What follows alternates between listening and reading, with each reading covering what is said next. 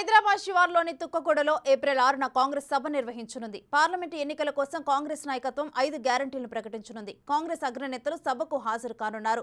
Mahabub Nagar MLC ఉప ఎన్నికల్లో vote వేసిన తర్వాత కొడంగల్ నేతలతో సీఎం రేవంత్ రెడ్డి సమావేశమయ్యారు. అందరూ కలిసి పనిచేయాలని సూచించారు.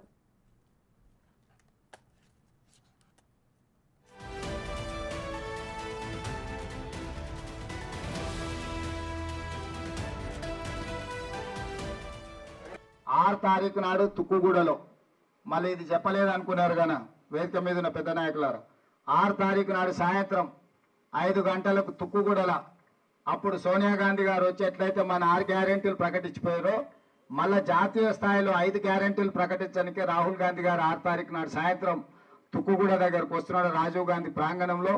ఆ సభకు కొడంగల్ నుంచి 25,000 మంది ఇక్కడ నుంచి అందరు తరలి రావాలి. మండలానికి 5,000 మంది ఎట్లా రావాలో మొత్తం అంతా మీరు తయారీ చేసుకొని మంచిగా సర్ది కట్టుకొని ఎవరి కాలిగా బయలుదేరి సాయంత్రం 5 వరకు ఆడికి వచ్చేటట్టు చూసుకోవాలి. ఈ లోపల ముఖ్యమైన నాయకులందరికీ నేను ఆదేశాలు ఇస్తున్నా. మళ్ళీ ఒకరికి చెప్పినా ఒకరికి చెప్పలే, ఇవన్నీ చెప్పొద్దు. నియోజకవర్గ స్థాయి సమన్వయ కమిటీ, మండల స్థాయి సమన్వయ కమిటీ, బూత్ స్థాయి సమన్వయ కమిటీలు అన్నీ కూడా తయారు చేసి పెట్టుకోరి. 8 తారీఖు నాడు 6 తారీఖు నాడు బహిరంగ సభ అయిపోద్ది. 7 తారీఖు నాడు ఎవరైనా నాయకులు ఉంటే కలిసి 8 తారీఖు నాడు మళ్ళా ఇక్కడికి నేను వస్తా. 8 తారీఖు నాడు 5 గంటలు మీతో మండలానికి 1 గంట కూర్చొని మీ అందరితో తాను ఎక్కడ ఉన్నా ఓ కన్ను కొడంగల్ పైనే ఉంటుందని సీఎం రేవంత్ రెడ్డి అన్నారు. నియోజకవర్గానికి పరిశ్రమలు తీసుకొచ్చి అభివృద్ధి చేస్తానని తెలిపారు. పరిశ్రమలు వస్తే భూముల ధరలు పెరుగుతాయన్నారు. నేను మీకు చెప్పేది ఒకటే, ఇంతకంటే మనకు మంచి రోజులు రావు, ఇంతకంటే పెద్ద పదవి మన నియోజకవర్గానికి రాదు, ఇంతకంటే అభివృద్ధి చేసుకోవడానికి మనకు సందర్భం ఉండదు. అందుకే ఇవాళ ఎట్టి పరిస్థితుల్లో మన ప్రాంతాన్ని అభివృద్ధి చేసుకుందాం.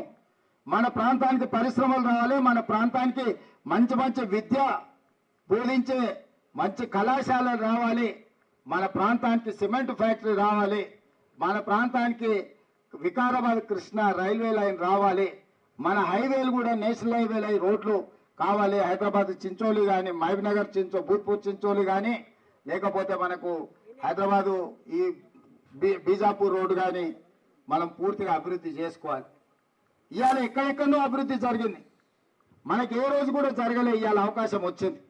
మరి ఇవాళ అవకాశం వచ్చినప్పుడు చేసుకునే బాధ్యత, చేయించుకునే బాధ్యత ఇక్కడ ఉన్న యువకుల మీదనే ఉన్నది.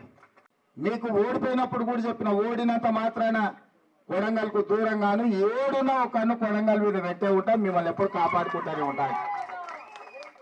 ఈ 10 ఏళ్ళల్లో ఓ సమయంలో నేను వచ్చినా రాకపోయినా తిరుపతి రెడ్డి సార్ అయితే రోజు మీ వెంబడి ఉంటుంది, మీ దగ్గరనే ఉంటుంది. మీ ఇంట్లో దావతైనా కష్టం వచ్చినా నష్టం వచ్చినా ఏదైనా ఇక్కడ కార్యకర్తలకు ఎప్పుడు అందుబాటులో వండుకుంటే ఇక్కడనే ఉండు కదా.